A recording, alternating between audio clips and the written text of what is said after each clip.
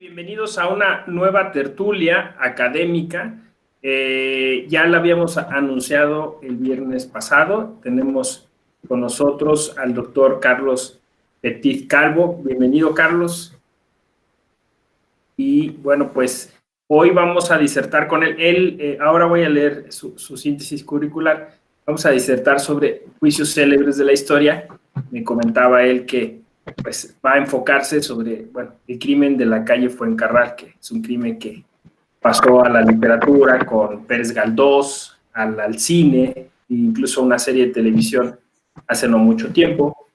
Y bueno, pues voy a leer su síntesis para que pues ustedes igual él es pues de todos conocido, pero pues igual para que ustedes lo ubiquen un poco más. Estoy buscando la síntesis, ya no sé qué le dije. Ah, bien, ya está grabando. Ramón. Aquí está. Disculpen los inconvenientes técnicos. Está. Bueno, pues, don Carlos Petit Calvo es profesor de la Universidad de Huelva, en España. Él es también, bueno, es miembro de ese centro Theodor Mommsen, que se ocupa de derecho penal procesal, romano, mercantil, eclesiástico del Estado y filosofía del derecho. Él se desenvuelve en los temas de historia del derecho. Él se tituló en Sevilla en 1977 como licenciado en Derecho y en el 88 como licenciado en Geografía e Historia, también en Sevilla, y obtuvo el doctorado en Derecho en 1979, también en Sevilla, y a la vez en Bolonia en el 85. Catedrático de las distintas universidades desde 1986, entre las que podemos señalar Castilla-La Mancha, la Autónoma de Barcelona y en la que hoy labora, que es Huelva. En 7 sexenios de investigación, él pues ha dirigido varias tesis doctorales, entre las que se encuentra la de Elizabeth Martínez, que está entre nosotros, una querida amiga michoacana y doctorada allá en España.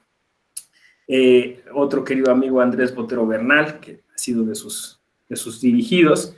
Él es profesor visitante en varias universidades de Europa y América, senior fellow de la Law School en Bob Hall, en USA Berkeley, investigador visitante en Max Planck Institute, Premio Nacional Fin de Carrera en el 78, Premio de la Real Maestranza de Sevilla, becario Fulbright, del Servicio Alemán de Intercambio Académico, de la Sociedad Max Planck, del Ministerio Francés de Ciencia, del Ministerio Austriaco de Ciencia e Investigación y evaluador del Concilio Nacional per la Ricerca en Italia.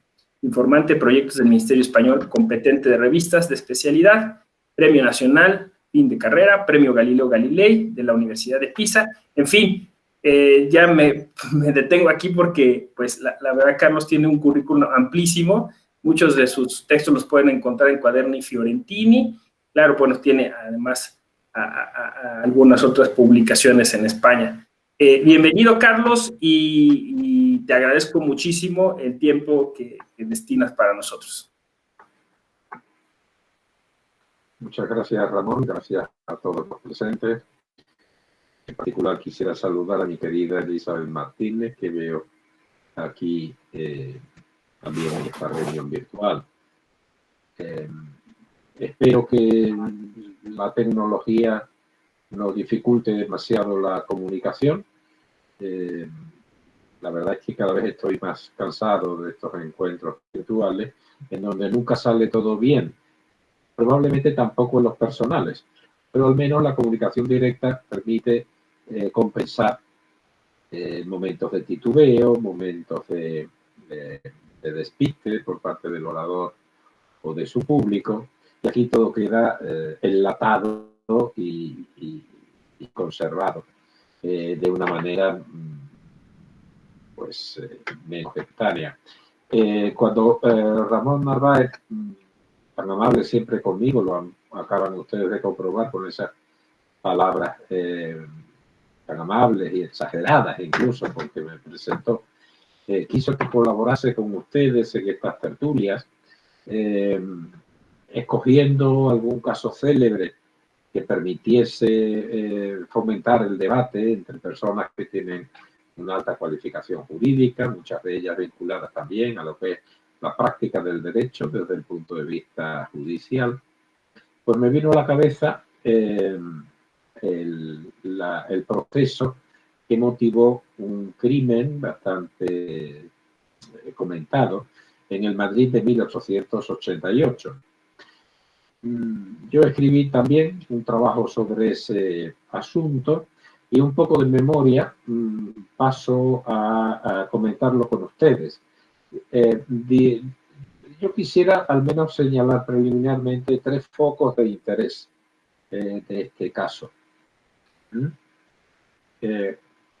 Uno es estrictamente técnico-jurídico y se conecta con una peculiaridad del derecho español, por lo menos peculiaridad en relación con otros ordenamientos europeos. No sé si esta observación vale también para el mexicano. Y esto es la acción popular. En España, desde hace bastantes décadas, desde luego la España del siglo XIX, por supuesto cuando tuvo lugar este crimen en el verano de 1888, cualquier ciudadano español está autorizado legalmente para ejercer la acción penal como titular del derecho genérico que cualquier miembro de la sociedad disfruta para mantener el orden y la convivencia. De manera que no es nada extraño que en un proceso criminal español podamos encontrar hasta 3 partes acusadoras. La acción pública que ejerce el Ministerio Fiscal, una acusación privada que lógicamente se reserva a las víctimas del delito y la acción popular que ejerce cualquier español que se persona en la causa, cumple con los requisitos que el juez le impone, normalmente una fianza, y que puede, por tanto, contribuir también al impulso como parte acusadora del enjuiciamiento. Este sería un primer aspecto técnico que motiva la causa célebre del crimen de Fuencarral, porque fue el primer caso en que la previsión legal contenida en la ley de enjuiciamiento criminal, el Código de Proceso Criminal, si ustedes prefieren decirlo así, de 1882, pocos años antes, por tanto, de que tuvieran lugar estos acontecimientos, fue ejercida. El primer caso, por tanto, en que tiene lugar en la España contemporánea el ejercicio de la acción popular, es el crimen de la calle Fuencarral, de Madrid. Hay un segundo elemento que también tiene gran relevancia, aunque puede ser que a nosotros juristas nos interese un poco menos. Fue un verdadero escándalo este crimen desde el punto de vista de la legitimidad de las instituciones. Al hilo de la exposición o de nuestro debate irán surgiendo nombres, cargos. Es decir, es admirable el grado de implicación que las instancias oficiales tuvieron con este crimen. Y luego hay un tercer elemento que también tiene, ahora sí, una notable relevancia técnico-jurídica, que provocó el asiduo seguimiento de la prensa de las actuaciones judiciales. Expresado en términos de la época, se trataba de resolver la cuestión de la publicidad en los juicios. ¿Puede la libertad de prensa, el derecho a informar a los ciudadanos de cosas de relevancia colectiva,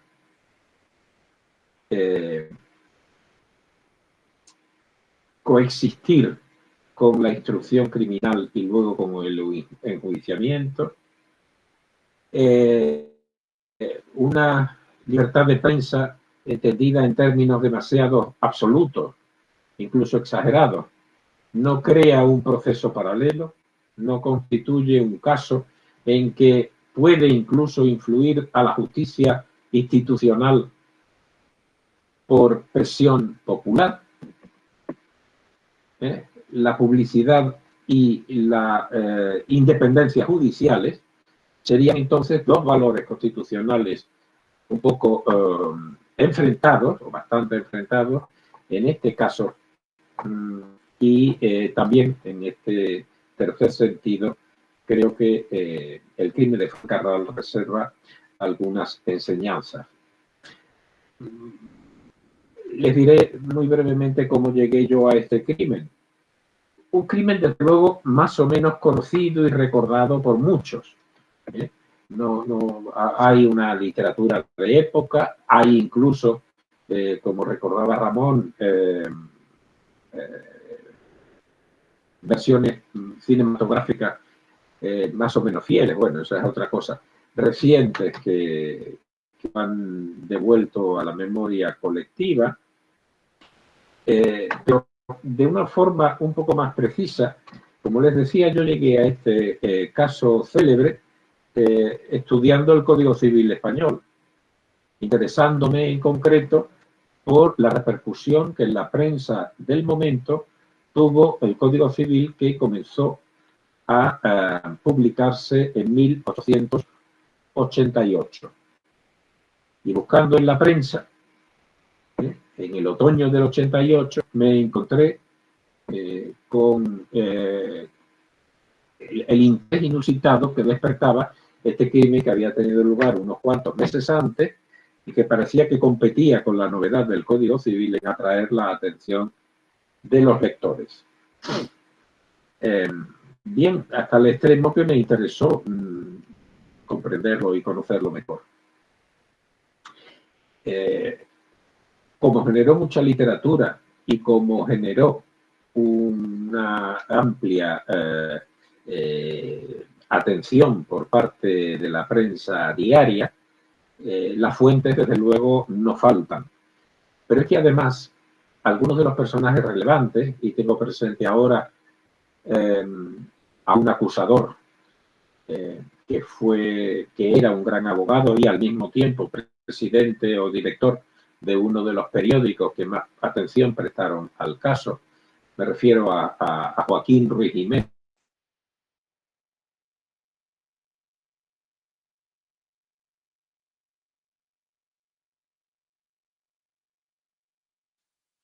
Creo que perdimos a Carlos.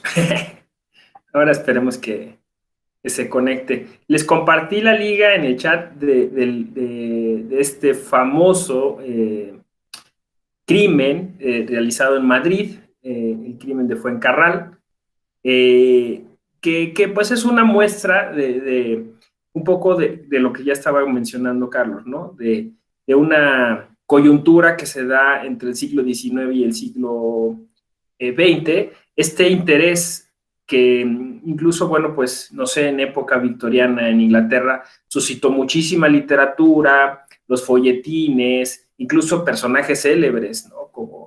Como Fantomas, Judex, ahora en una serie de Netflix, Lupin, ¿no? Entonces, toda esta idea en Europa circulaba como con el crimen, estaba de moda, en boga la criminología positiva, de Lombroso y Beccaria con los italianos, y entonces había toda una especie como de morbo, ¿no? Por qué comete la gente estos crímenes. En este caso había sido asesinada una viuda que era muy odiosa. Esa es la historia, una viuda muy odiosa. La gente la reconocía, además rica, y no había nadie más que una empleada doméstica que al parecer estaba drogada o sedada en ese momento del crimen, pero que tenía muy poco de haberse incorporado a trabajar en esa casa. Entonces los madrileños estaban vueltos locos porque pues, no había más datos sobre esto. Estaba una discusión jurídica, como ya lo mencionaba Carlos, legislativa, y entonces todos estos elementos son caldo de cultivo para una historia súper peculiar que a los españoles les ha generado pues mucha curiosidad, y les ha generado que un literato tan importante como Benito Pérez Galdós haya entrado a escribir o a relatar o a ficcionar estos hechos, y luego, bueno, pues eso haya llegado a series, a películas, y incluso actualmente pues sigue habiendo una curiosidad, ¿no? Luego habría que analizar los casos que en México son célebres. Digo, nos suena el Tigre de Santa Julia, ¿no? Un poco menos conocido, el Chalequero, ¿no? Pero así igual nosotros tuvimos nuestros criminales célebres, y no se crean, sigue siendo una constante todavía en la criminología actual. Ahora, justo con la tecnología, pensar que podemos perfilar a los criminales, ¿no? O sea, que podemos de alguna forma encontrar factores comunes y tratar de determinar cuáles son estas características que generan un poco, bueno, pues estos crímenes. Digo, en un país como el nuestro, con tantos crímenes, y luego a veces tan masivos, a veces se pierde un poco esta cuestión, pero pues incluso ahora en plataformas como Netflix han sacado historias de crímenes célebres. En nuestro caso mexicano, pues se tomó el asunto del magnicidio, ¿no? De Colosio, por ser un crimen que, bueno, pues tiene aspectos de interés nacional, pero además porque sigue sin saberse qué pasó, ¿no? Y creo que el otro relato que se llevó a la televisión fue el de Paulette, ¿no? Esta niña del Estado de México, que tampoco se supo bien a bien qué pasó. Pero fíjense cómo esos crímenes, o sea, así peculiares, pues llaman la atención. Vi que había levantado a alguien la mano. Es así. Víctor, adelante.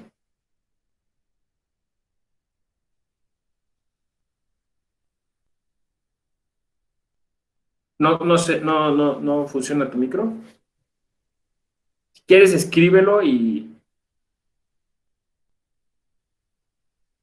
San Juana, ¿de qué te refieres? ¿De la serie, de la mexicana o de la española? Es el nombre de la serie, por favor. De la española, la serie se llama así, Crimen de Fuencarral. Ahorita te digo en qué. La serie de televisión es sobre el crimen español, salió en 1900, se llama La Huella del Crimen, pero no tengo el año. Bueno, y de la española, ahorita te la busco. Y aquí está. En 1985 se hizo una adaptación para la televisión dirigido por Angelino Fons, titulada El crimen de la calle Fuencarral, producido por Pedro Costa, con guión de Carlos Pérez Marinero. Entonces se llama así, El crimen de la calle Fuencarral.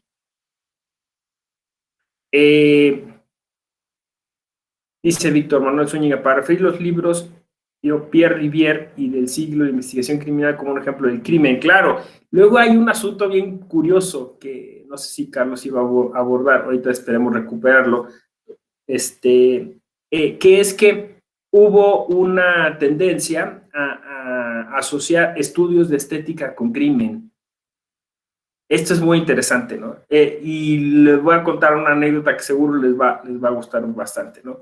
Y es que hubo varias personas, varios estudiosos, que quisieron encontrar en estos crímenes algo de artístico, ¿no? Entonces empezaron a buscar, ya desde muy temprano, en el siglo XX, algunos elementos que fueran recurrentes. Ahora las series de televisión han rescatado esta parte, ¿no? En la cual supuestamente algunos criminales, sobre todo seriales, tratan como de hacer el crimen como una especie de acto estético, de acto artístico, ¿no? Y entonces esto llevó a un tipo de novela negra que en todo el mundo proliferó, pero México fue precursor de este tipo de novela, negra que generó en específico Ensayo de un crimen de Usigli, y este ensayo de un crimen fue llevado a la pantalla grande nada más ni nada menos que por Luis Buñuel. Una célebre película y una célebre novela que trata sobre un criminal que no comete sus crímenes porque los tiene todos en la cabeza. Entonces está tan apesadumbrado, digamos, por armar esta obra de arte, o sea, cometer un crimen, pero hacerlo de manera artística, que digamos, este peso de conciencia lo lleva ante un juez. Esa es la parte, digamos, que conecta un poquito con el derecho judicial, pero bueno, todo es derecho, digamos, penal o criminal. Y él va a confesar sus crímenes mentales, porque no los ha cometido. Y el juez lo escucha, pero bueno, lo regresa a su casa. Pero es muy, digamos, peculiar esta novela negra, así se le denominó, que, insisto, en México tuvo un particular desarrollo a propósito de estos temas, ¿no? Claro, la otra célebre novela negra mexicana es El complot mongol, ¿no? Pero esa es Rafael Bernal es un poco más adelante. Yo creo que como parteaguas, Ensayo de un crimen debe leerse, ¿no? Dice Rosilia Tocogua Pérez. Entra en el correcto y en la parte de arriba está dando indicaciones, ¿no? Encitofilia criminal. Edgar Martínez, la serie Dexter entraría entre algunos de esos ejemplos. Claro, Dexter es una especie de justiciero que sale de la ley, que ajusta cuentas y que... Ahí está Carlos Petit de regreso. Qué bueno.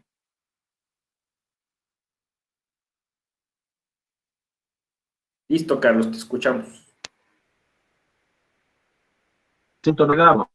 He tenido que probar con otro navegador. Es lo que decía, que siempre falla alguna cosa, por lo menos. No te preocupes. A mí. Estaba yo hablando Bueno, adelante. Sí, dime. No, adelante. Bien. Les decía que había 3 elementos que me interesaba destacar. El relativo a la acción popular, el relativo al problema del seguimiento por parte de la prensa de las actuaciones judiciales, que podía provocar una disociación entre lo que sería el ámbito de la justicia institucional y los sentimientos y la opinión pública en materia de justicia. Y finalmente, de toda la literatura que engendró este caso célebre, ¿no? Y cuando perdí la conexión estaba hablando de las circunstancias del crimen, ¿no? Vecinos que en una noche del verano madrileño del 88 ven que hay llamas en una vivienda, entrada violenta, ¿no? La puerta en esa vivienda para evitar que el incendio llegara a mayores, y se encuentran tirada en el piso de la cocina a la señora que se encargaba de guardar la casa, aparentemente inconsciente, y que en la zona donde había la dueña de la casa estaba y además envuelta en llamas.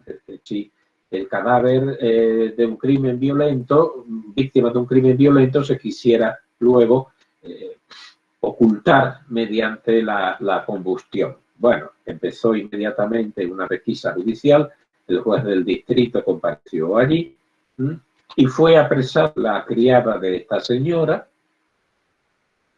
La criada era Higinia Balaguer, no sospechosa, al menos en la casa cuando tuvieron lugar los acontecimientos de este crimen. Claro, el problema fue también que las primeras declaraciones de Higinia sobre los hechos no fueron mandadas, se cambió su versión en más de una ocasión. Al principio decía que había llegado un señor con el que había cenado la dueña de la casa y que ella luego ya salió y no sabía qué había sucedido. En otra ocasión, pues, habló de que no, de que el que había venido era el hijo. Bueno, como quiera que sea, el hijo de la señora, tal Joaquín,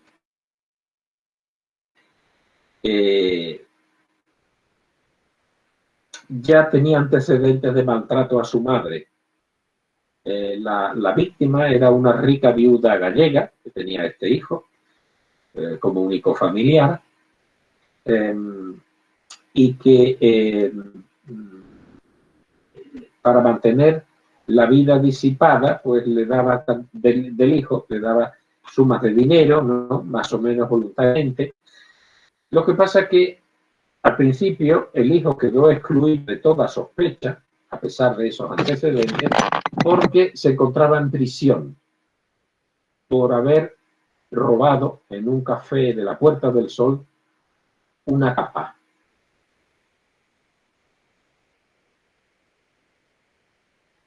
Las cosas se complicaron porque el director de la prisión,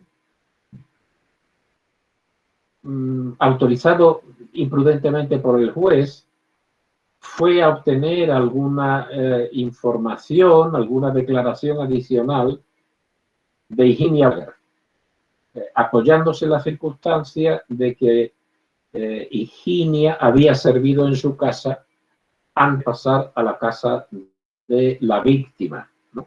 Circunstancias todas raras y confusas.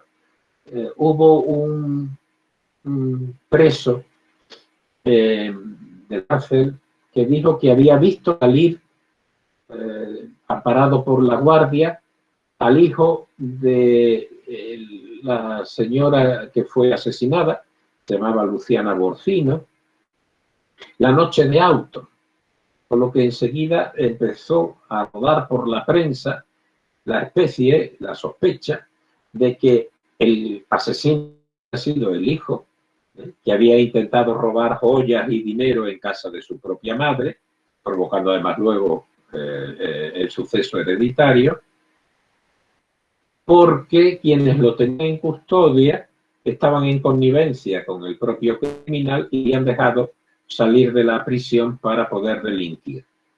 Desde luego, la relación existía entre el director de la prisión y la propia criada acentúa esa sospecha. Bueno, el caso es que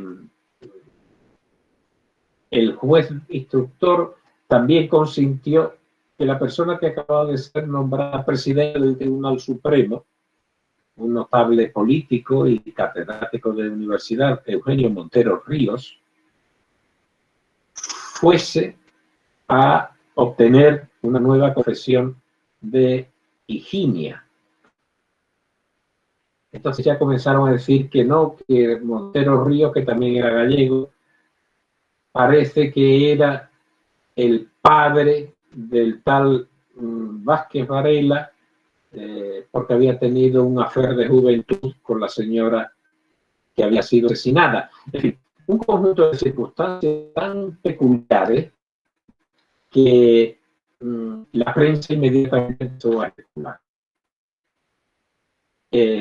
Y en este contexto, en que progresivamente se va ensanchando la brecha entre la marcha de la justicia institucional y la opinión pública, escéptica ante todo lo que hacía o decía o practicaba esa justicia institucional, pues surgió la idea de ejercer la acción popular.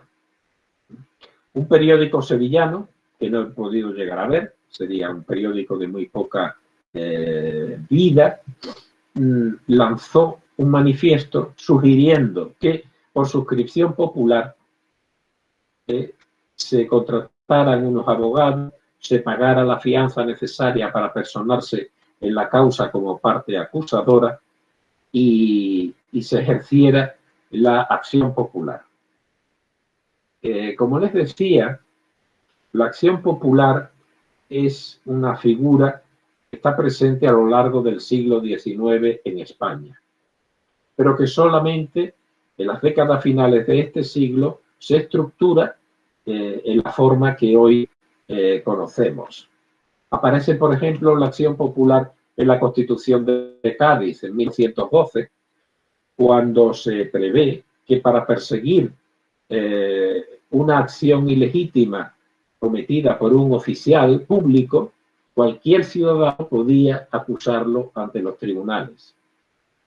Un paso más allá da, bajo el régimen de la misma Constitución, el proyecto de ley de procedimiento criminal de 1822, que no llegó a aprobarse, en donde ya al principio se enunciaba que todo español, no se requería ni siquiera la condición de ciudadano, podía ejercer la acción popular y personarse para perseguir un delito en cualquier causa, ¿no? Solamente delitos que afectaban ya a la propia imagen, honor, etcétera, son perseguibles solo a instancia de parte, quedaban excluidos de esta posibilidad, ¿no?, del acusador popular. En esta línea luego hubo leyes de contenido penal, la ley, por ejemplo, contra el contrabando, estamos ya en los años 40, que de nuevo admitían la acción popular, hasta que en 1871 la primera ley de enjuiciamiento criminal, obra, por cierto, del mismo Montero Ríos, que luego fue de alguna manera implicado en este asunto, en términos generales. La ley de enjuiciamiento penal definitiva de 1882 asumió esa norma en donde cualquier tipo de causas, salvo las de las causas penales que estaban en el régimen de los delitos más perseguibles solo a instancia de parte, y en 1888, como les decía al principio, fue el primer caso en que se ejercitó esta posibilidad legal. El manifiesto lanzado por el periódico de Sevilla tuvo buena acogida y pronto se formó un consorcio de diarios de Madrid que apoyaron, que entregaron además el dinero necesario para constituirse en parte acusadora. De manera que la acción popular se presentaba como una reacción popular ante lo que se consideraba un exceso de la administración de justicia y las implicaciones políticas que este crimen podía presentar, ¿no? Porque era la prensa misma, un medio de comunicación de opinión pública, la que se personaba en la causa. Había además un acusador privado, el Ministerio Fiscal, etc. Pero esta circunstancia fue realmente notable, ¿no? Primer caso de ejercicio de la acción popular y además por parte de la prensa, con lo que esa tensión que les decía de la marcha de la instrucción y el proceso luego público y la atención popular hacia las cosas justicias que de alguna manera podía dificultar o podía influir en esa primera marcha, pues se destacó de una manera evidente. El proceso transcurrió de una forma previsible. Fue acusada Higinia Balaguer, una amiga de Higinia Balaguer, que tenía una pequeña tienda de bebidas delante de la prisión, además. Fueron también encausados y procesados el hijo de la señora y el director de la prisión. entendiendo que había sido cómplice de la eventual salida de la cárcel. Era reo además del delito de defecto en la custodia de presos, etcétera. Claro, la posición del Ministerio Fiscal fue exculpar absolutamente tanto al hijo como al director de la prisión. Pidió, por ejemplo, como prueba, el proceso, por cierto, se ha publicado íntegro, pidió como prueba la exhibición de libros de contabilidad de ciertos periódicos al objeto de entrar ante el tribunal que el interés por la causa obedecía a la creación de un asunto célebre que les llevara a vender más ejemplares, ¿no?, manteniendo con continuas exageraciones la atención del público por el crimen. Y al final fue condenada Higinia Balaguer como única responsable del asesinato, con la complicidad de aquella amiga que tenía aquella pequeña tienda de bebida frente a la prisión. Una tal Dolores Arias, me parece que se llamaba. Declarándose inocentes tanto el hijo de la señora como el director de la prisión, que era el elemento necesario para que éste pudiera haber cometido el delito dejándolo marchar. Tampoco el Tribunal Supremo, en un recurso de revisión, alterar este fallo, de manera que creo recordar que fue en 1892, a los 3 o 4 años de producirse estos acontecimientos, Higinia Balaguer fue rea de muerte, se le aplicó la pena de garrote, el estrangulamiento en el garrote, en la última ejecución pública que tuvo lugar en Madrid, al menos la última ejecución de mujer.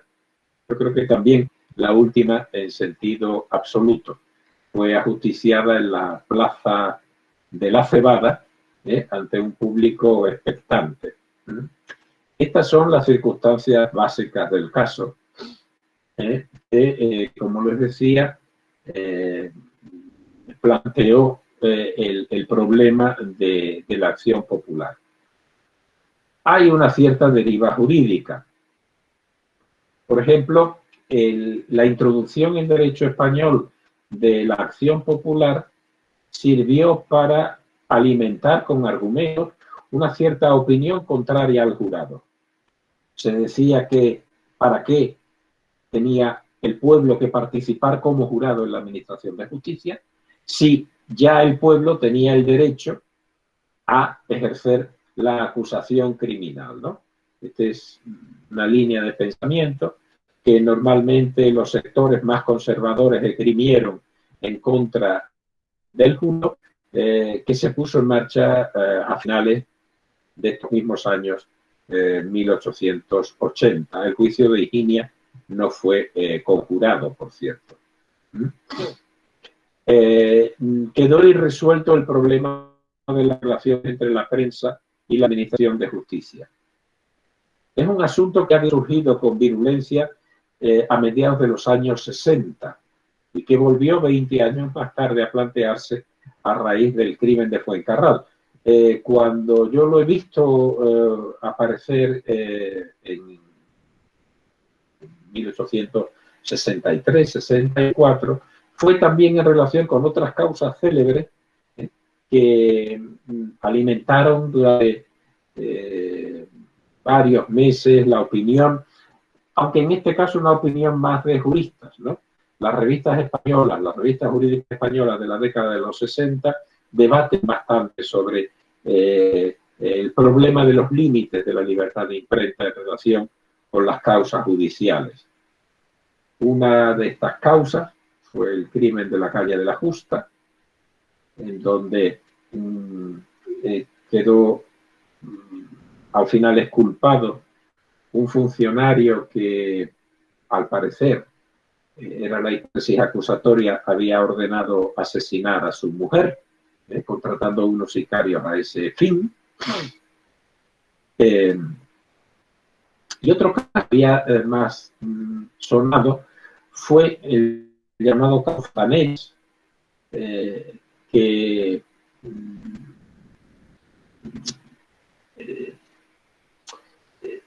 tiene que ver con Martin Guerre y Gaspar Hauser, y en definitiva el problema de la suplantación de identidad, ¿no? Un adinerado marqués ve que en un momento determinado, todo esto era en Barcelona, aparece alguien que dice que es su hermano, un hermano desaparecido. Y el caso Fontanellas motivó también una verdadera polémica popular acerca de la identidad de esta persona que volvía de América y quería reclamar títulos y su fortuna, y también la marcha divergente de la opinión pública y las decisiones judiciales motivaron un verdadero escándalo, ¿no?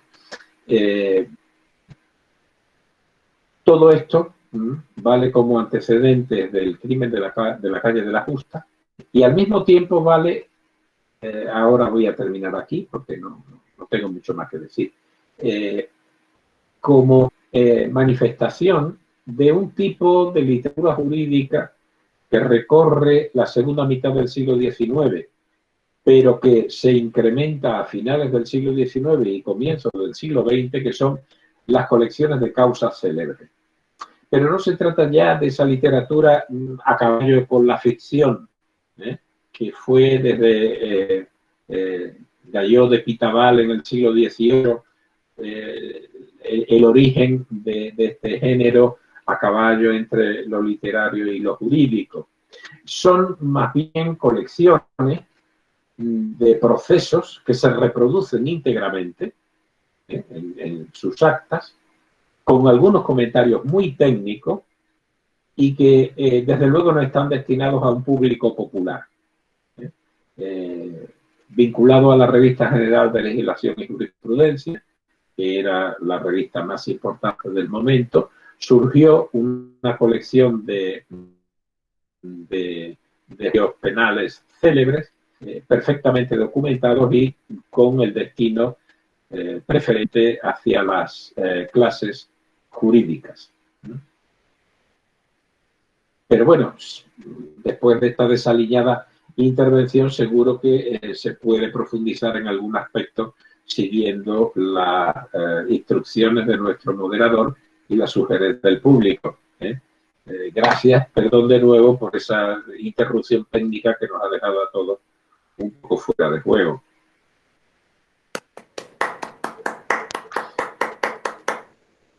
Pues si te parece, Carlos, abrimos un poquito una charla, si alguien quiere participar de ella. Yo creo que habrá bastantes interesados, ¿no? Yo cuando te desconectaste lo que hice fue relacionar esta época o esta etapa de la historia un poco con la cultura jurídica en todo el mundo, la novela negra, esta cuestión de la criminología positiva lombrosiana, y cómo todavía sigue presente un poco ese asunto en la cultura popular, ¿no? Y claro, pues el crimen que tú relatas es un crimen que termina siendo como muy distintivo de una cultura madrileña y de un periodo de la historia muy, muy peculiar. Entonces eso es un poquito lo que hablé de Ensayo de un crimen, que es de una obra de Usigli, que se llevó a la pantalla grande por Luis Buñuel, y que un poco entra en esa época, en esa temporada en la que se hablaba de estos crímenes.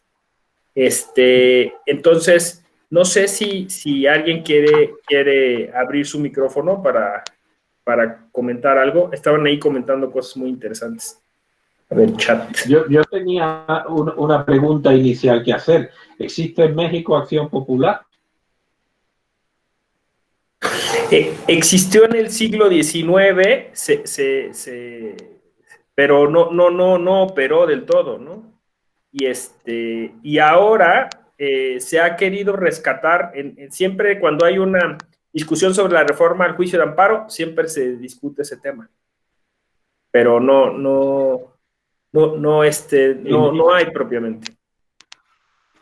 En España se ha consagrado incluso en la Constitución como un derecho de todo ciudadano, aunque siempre se habla de someterla a restricciones, porque en la práctica funciona como una herramienta judicializada de la vida política. Sí, los partidos políticos son los que se personan como acusadores de otro partido o de personajes de los mismos y por tanto no siempre encuentra la dignidad y la aceptación que sin embargo constitucionalmente tiene. Podrán restringirla pero no suprimirla, porque curiosamente de la ley de enjuiciamiento criminal pasó a la Carta Constitucional. Mira, aquí nos comenta Marcos Geraldo Hernández Ruiz. Si quieres, Marco, si quieres abre tu micrófono y comenta lo de viva voz.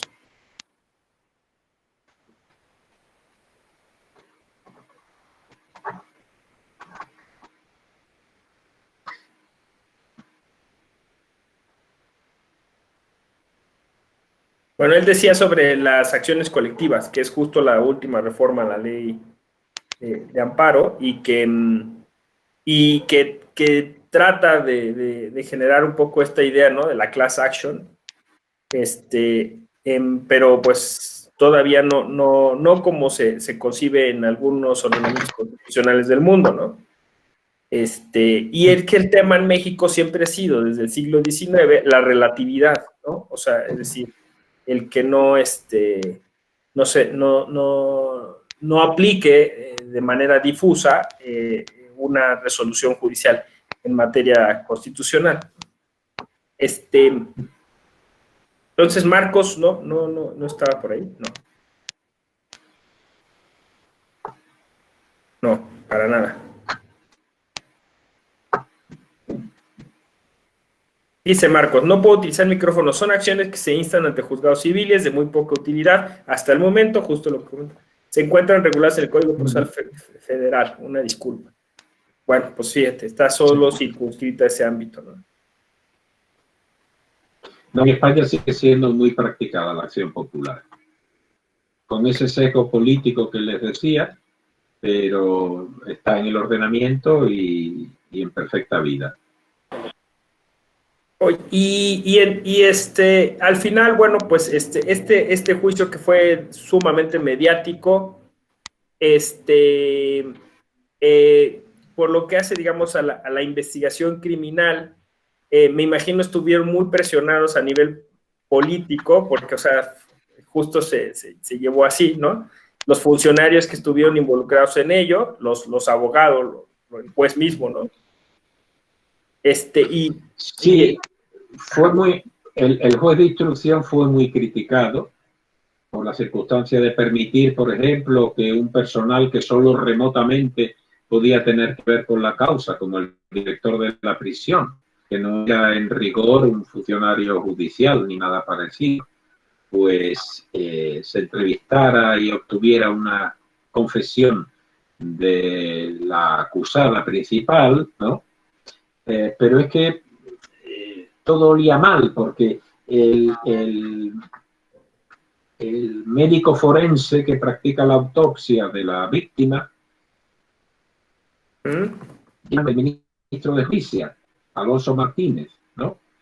Sí. Bueno, puede ser una casualidad, y no creo que el médico forense conspirase en contra de los hechos, pero al menos la casualidad revela que el favoritismo político ocupaba todos los espacios, ¿no? Y por tanto, cuando no funcionaban las cosas con demasiada claridad, pues saltaban las alarmas y todo esto salía a la prensa. Efectivamente, fue un asunto totalmente mediático. Desde el principio, los periódicos realmente se dividieron en dos bandos, como siempre en España. Dos Españas, dos Españas en este caso, que eran los llamados diarios sensatos, que eran los que asumían la versión oficial, aceptaban que era esta señora con su cómplice las autoras de este crimen de homicidio, ¿no? Asesinato con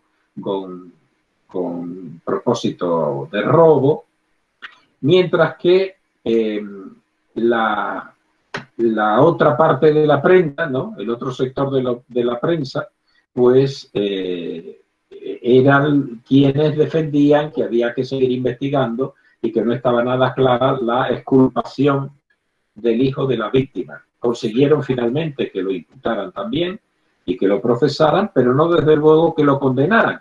Y debo añadir que el tipo salió de la cárcel por ese hurto de poca entidad que fue el robo de la capa, pero unos pocos años después, este señor, Vázquez Varela,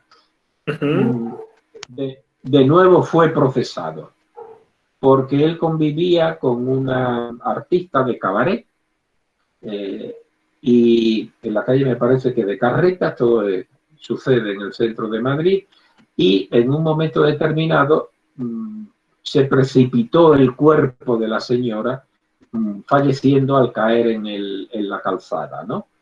El tipo dijo que era una cosa accidental, pero al final lo acusaron de homicidio por haber matado a esta señora y lo condenaron en este caso a 15 años recluido en el penal de Ceuta, en el norte de África. O sea que estos consecuentes, digamos, revelan que probablemente la prensa más crítica tuvo razón y él estaba implicado en la muerte de su madre, ¿no?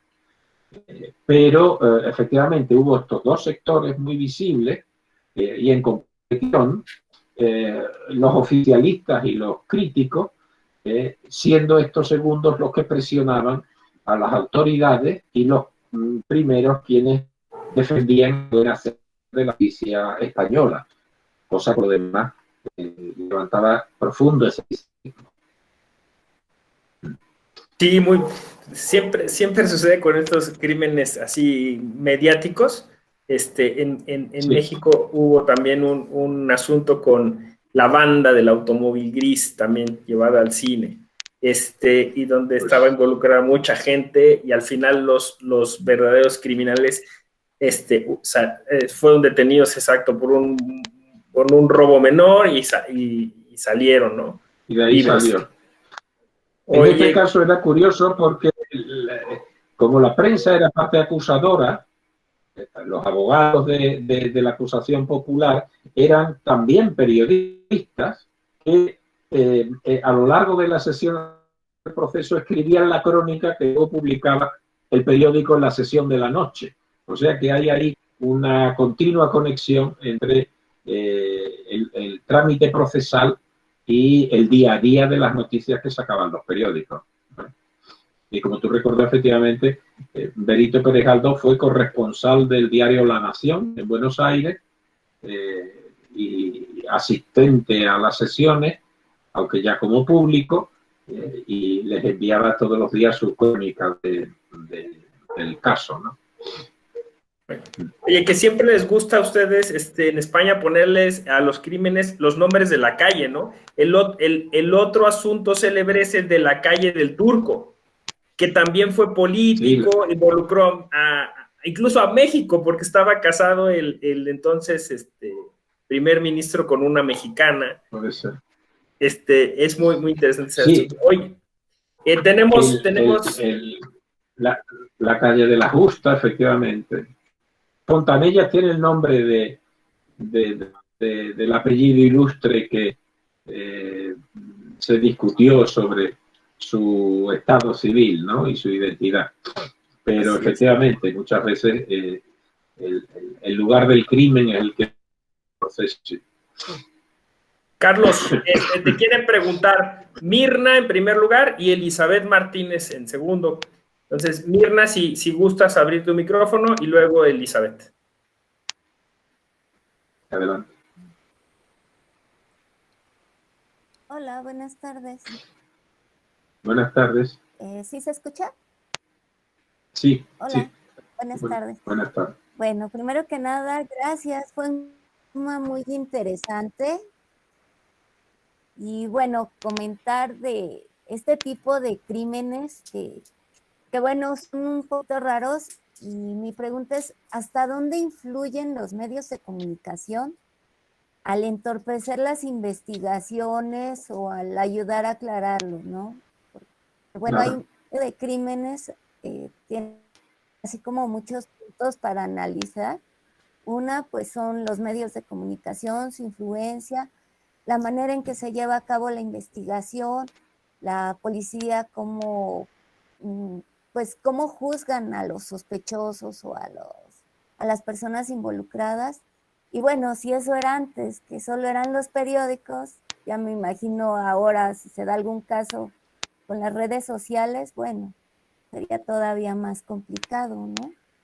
Y Sí. bueno, por ejemplo, aquí el caso de Closio, mencionaba el doctor Narváez, pues tampoco nunca quedó muy esclarecido.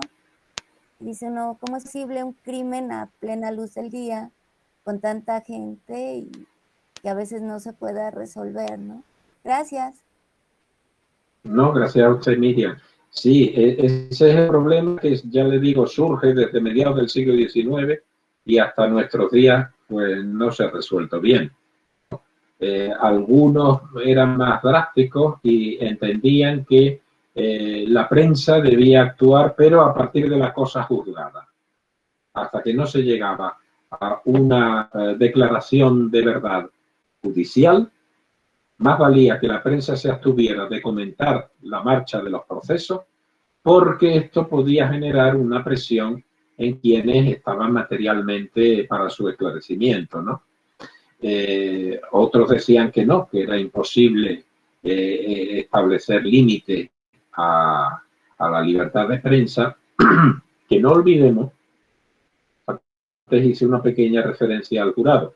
El único caso en donde en España hubo una continuidad en el siglo XIX de juicios por jurado son los juicios por delitos cometidos por medio de la imprenta. Lo prevé la legislación del ciclo gaditano y se mantiene a lo largo del siglo XIX, incluso con las leyes de prensa más represivas, siempre hay una intervención del jurado para condenar o exculpar, en la casi totalidad de los casos, exculpar al editor responsable del periódico que se considera ha abusado de su libertad, ¿no? Entonces, la duda subsiste, desde luego, y el caso del crimen en Carral, pues, la evidenció de una forma muy notable.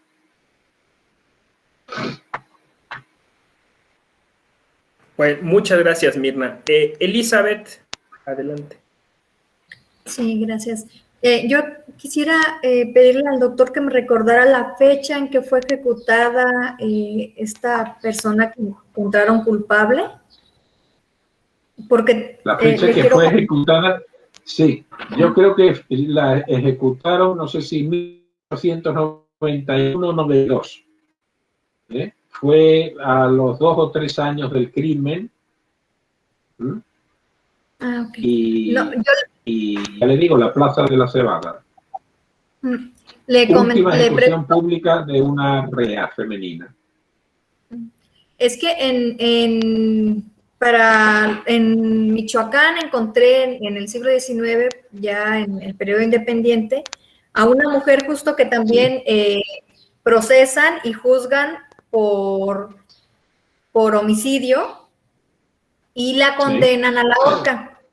Pero resulta que en atención a que era mujer, le cambian la forma de ejecutar y ya no iba a ser por la horca, sino por el garrote, atendiendo a su condición de mujer. Pero curiosamente en este hay como muchos elementos, porque finalmente ella comete el crimen en 1826 y en 1825 se crea la primera constitución del Estado y ya no contemplaba la ejecución, y entonces los abogados sí, ya apelan a todo esto y logran que ya en revisión, en segunda instancia, se modifique la sentencia y esta mujer logra salvar la vida. Por eso me interesaba en qué año fue cuando ejecutan a esta mujer que usted nos comentaba. Sí, muchos años después, a final de siglo. De hecho, la pena de muerte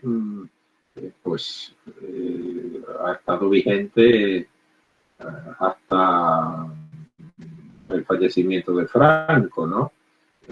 Y hubo una cierta polémica incluso en el momento constituyente que yo tengo presente, es decir, hablo de 1977, acerca de si mantener o no la pena de muerte. Los sectores más conservadores pues la querían mantener. Hubo una especie de fórmula un poco tímida, prohibiendo la pena de muerte, salvo lo que dispongan las leyes militares para caso de guerra, pero vaya, en la práctica no se ha producido la abolición. Hay que tener en cuenta que en España hubo una cierta opinión ya de los años 60. En la prensa jurídica aparecen voces, colaboraciones también, por ejemplo, el famoso Mittermeier, el apóstol de la condena internacional a la pena de muerte, pues ya publica en España y aquí comienza a traducirse, aunque fracasó el proyecto y solo se han conservado algunos fascículos, el libro sobre la pena de muerte de este jurista alemán, de Mittermeier. Pero fue una opinión minoritaria que no alteró el régimen punitivo oficial, y de hecho en los años 90 fue cuando ajustician a Higinia Balaguer como autora de este robo con asesinato. A su cómplice Dolores pues la metieron como 15 años en la cárcel. Muy bien. Muchas gracias, doctor. Y nada.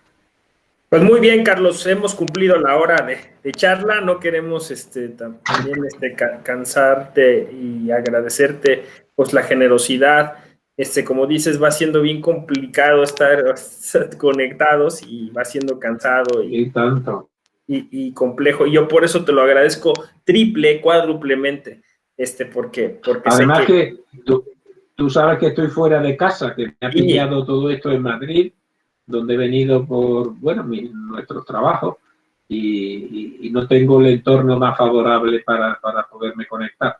De ahí también el problema que hubo. Gracias a vosotros, yo a disposición.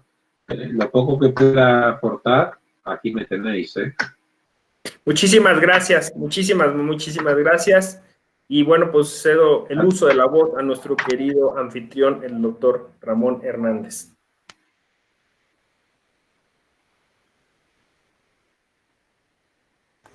Muchas gracias, apreciado amigo doctor José Ramón. Pues agradecerle al doctor Carlos por su interesante charla, su interesante plática. Creo que no sé si coincida mi querido tocayo, queda pendiente pues hacer algún análisis también de algún caso emblemático, como ya se adelantó un poco en esta charla, de algunos eventos o acontecimientos de algún caso aquí en nuestro país, que pues aprovechando también la expertise de mi querido tocayo, que haya sido subido a la pantalla grande o haya subido también a través de una obra literaria en la cual pues se ponga de manifiesto los acontecimientos que sucedieron en nuestro país. Por lo pronto pues nos quedamos con un rico sabor de boca en este ejercicio, y pues agradecerles a ambos su estupenda participación, en especial al doctor Carlos. Muchísimas gracias, y también pues invitar a nuestras amigas y amigos para que la próxima semana también estén al pendiente de un interesante evento dentro de esta tertulia. Muchas gracias. Cuídense todas y todos, estén sanas y sanas. Adiós, buenas tardes. Un aplauso para el doctor Carlos, por favor.